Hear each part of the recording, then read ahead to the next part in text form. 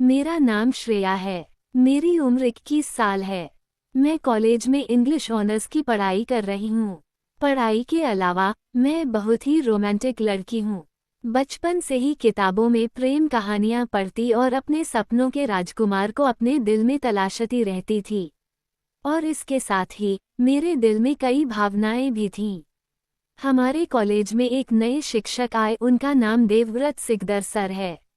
उम्र 32 वर्ष, लंबे, सुंदर, गंभीर। मुझे लगता था कि उनके चरित्र में कोई दोष है, लेकिन पढ़ाते समय उनकी आंखों का भाव और आत्मविश्वास मुझे किसी दूसरी ही दुनिया में ले जाता था। एक शब्द में मुझे उन पर क्रश हो गया था। पहली कक्षा में मेरे सीने में एक अजीब सी कंपन हो रही थी। ऐसा लग रहा था कि मैं सर की ओर अजीब तरह से आकर्षित हो रही हूँ। उन्हें देखते ही मेरी धड़कनें बढ़ जाती थीं। शुरुआती कुछ महीनों तक मैंने सर से ज्यादा बात नहीं की, लेकिन मैंने देखा कि सर कभी कभी पढ़ाते समय थोड़ी देर तक मुझे देखते रहते थे और मुझे ये बहुत अच्छा लगता था। मैं अपनी आंखें नीची कर लेती, लेकिन मैं अंदर ही अंदर रो पड़ती। एक दिन मैं लाइब्रेरी में किताब ढूंढ रही थी, तभी अचानक सर आए और बोले, श्रेया, तुम बहुत ध्यान देने वाली छात्रा हो, लेकिन कभी कभी तुम्हें बहुत अकेलापन महसूस होता है। मैं चौंक गई। सच में मैं अकेली हूँ। मेरे माता पिता दूसरे शहर में रहते हैं और मैं यहाँ अकेली रह रही हूँ। ये सुनकर मुझे अचानक लगा जैसे कोई मुझे समझता है। उस दिन से सर से मेरी बातचीत बढ़ने लगी। पहले तो हम सिर्फ पढ़ाई लिखाई की बातें करते, लेकिन फिर धीरे धीरे निजी बातें होने लगीं। सर रात को मुझे मैसेज करते, खाना खाया? क्या तुम्हें अकेले सोने में डर नहीं लगता? मुझे शर्म आती, लेकिन फिर मेरे दिल में एक अजीब सी खुशी, एक अलग सा एहसास जाग उठता। कुछ ही दिनों में हमारे बीच एक अदृश्य बंधन बन गया। मैं सर के मैसेज का इंतजार करती।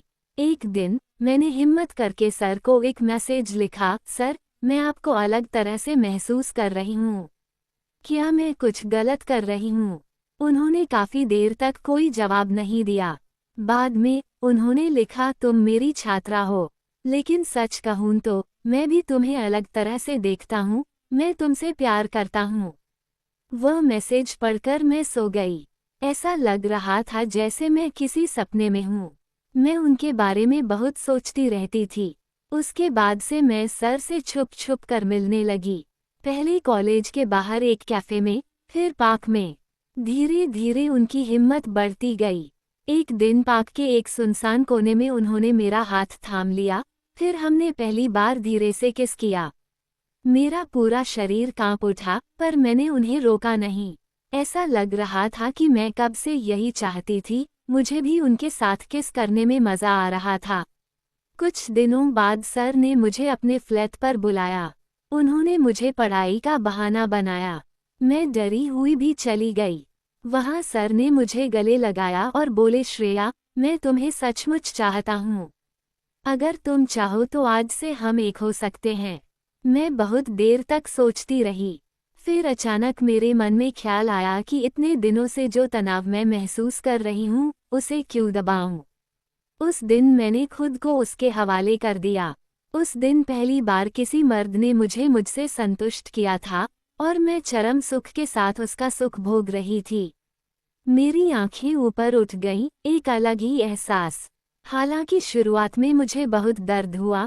मैं आनंद और वासना के कारण कहीं खोई हुई सी महसूस कर रही थी, लेकिन मुझे लगता है सर को पहले से ही इसके बारे में पता था, इसलिए वो प्रोटेक्शन ले रहे थे। तभी से हमारा सीक्रेट रिलेशनशिप शुरू हो गया। हम क्लास में तो दूरी बनाए रखते थे, लेकिन जब बाहर मिलते तो एक दूसरे की बाहों में खो जाते। हमारे जिस्मों की गर्मी हमें और गहराई तक खींच लेती। मुझे लगा शायद यही मेरा सच्चा प्यार है। चूंकि मैं मेस में अकेली रहती हूँ, एक दिन तेज बारिश के दौरान सर अचानक मेरे मेस में आ गए और मैंने सिर्फ एक पतली सी टेप वाली शर्ट पहनी हुई थी। सर को भीगी हुई हालत में देखकर मेरे अंदर भी भावनाएं जाग उठीं। तो सर ने बिना कुछ कहे मुझे किस कर लिया और हम फिर से एक दूसरे में खो गए। मैंने कहा, सर, मैं आपके बच्चे की माँ बनना चाहती हूँ, ये सुनकर सर ने मुझे अजीब सी नज़रों से देखा। तब से मैंने नोटिस किया कि सर मुझे पहले जैसा समय नहीं देते। पहले वो मुझे रोज़ फ़ोन और मैसेज करते थे, अब वो मुझे टालते हैं। जब भी मैं शादी की बात छेड़ती हूँ तो वो गुस्सा हो जाते हैं। एक दिन मैंने कहा, सर क्या आप मुझसे शादी करोगे? वरना मैं समाज में अपना मुंह कैसे दिखाऊंगी? वो हंसे और बोले, श्रेया तुम अभी जवान हो, इस बारे में सोचने का कोई मतलब नहीं है। जैसे है वैसे ही रहना बेहतर है। ये जवाब सुनकर मेरा दिल टूट गया। मैं जिद करने लगी, लेकिन सर धीरे धीरे दूर होते गए। उन्होंने फ़ोन उठाना बंद कर दिया, मैसेज का भी जवाब नहीं दिया। एक दिन मैं सर को बिना बताए उनके घर चली गई। सर मुझ पर गुस्सा हुए, लेकिन मैंने उन्हें भरोसा दिलाया कि ये आखिरी बार है, अब से मैं उनसे इस बारे में दोबारा बात नहीं करूंगी। वो मान गए। मैंने उस दिन उनसे जितना चाहा उतना प्यार किया और उन्हें पागल कर दिया, और मैंने जानबूझकर उस दिन उन्हें प्रोटेक्शन का इस्तेमाल नहीं करने दिया।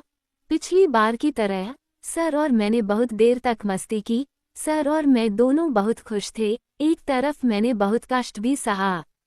फिर एक दिन मुझे सच्चाई पता चली कि सर शादीशुदा हैं, उनकी एक पत्नी और एक बच्चा है। मैं तो बस उनके क्षणिक शारीरिक आकर्षण को संतुष्ट करने का एक जरिया थी। उस दिन आईने के सामने खड़ी होकर मैं टूट गई। अपने शरीर की भूख को संतुष्ट करते हुए मैंने अपनी इज्जत, भविष्य सब कुछ खो दिया। मैं दिल में बहुत गुस्से में थी। फिर एक दिन मुझे उस रात रिजल्ट मिला। मैं 2 महीने पहले गर्भवती हुई थी। मैंने सर को सब कुछ बताया। फिर उन्होंने मुझे गर्भपात कराने के लिए कुछ पैसे देने को कहा। मैं नहीं मानी। आज बहुत संघर्ष के बाद आज मैं एक सिंगल मदर हूँ। मेरा एक छोटा बेटा है, लेकिन मैं उसके साथ बहुत खुश हूँ और वह मेरी दुनिया है।